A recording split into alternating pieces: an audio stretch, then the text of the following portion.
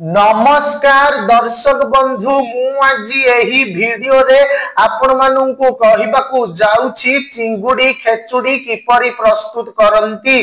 जदि आपण माने केही चैनल रे नुआ थांती चैनल को सब्सक्राइब करंतु एवं पाखरे आसुतिबा बेल आइकन ऊपर प्रेस करी पुणी ऑल नोटिफिकेशंस ऊपर क्लिक कर दियंतु ताहेले एमिति जहा भी किछि नुआ नुआ रोसेई संबंधी वीडियो अपलोड करी सर्वप्रथमे आपण माने देखिबा को पाई परिबे एवं चैनल को यथेष्ट मात्रा रे लाइक शेयर करबा को मध्य भूलिबेनी। ताहेले चालंतु देखिनबा चिंगुड़ी खेचुड़ी किपरि प्रस्तुत करंती एवं एथि पई कोन कोन सामग्री प्रथमे नेबा को हुए।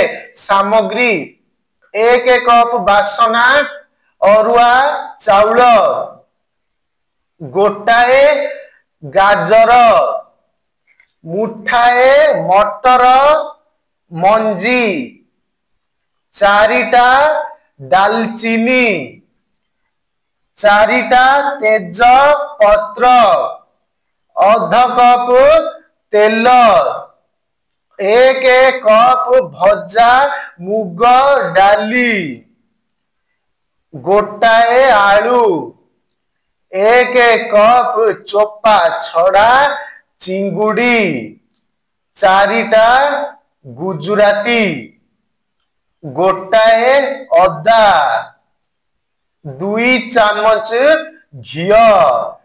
प्रस्तुति प्रणाली गाजर आलू छोट छोट डुमु डुमु काटी देबे।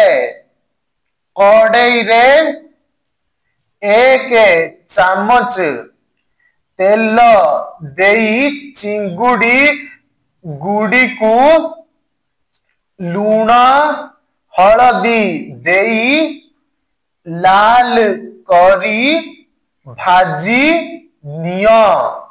डेक्ची रे अन्य तेल देई तेजपत्र दालचीनी गुजराती फुटाई चाउल डाली गाजर आलू और मटर मंजी देई भाजी देबे। एहा भल भाबरे भजा होई गले सेथिरे बटा लूण और हलदी देई सेथिरे चिंगुड़ी भजा देई भल भाबरे गोलाई देई घियो देई खेचुड़ी ओल्हाई दियो।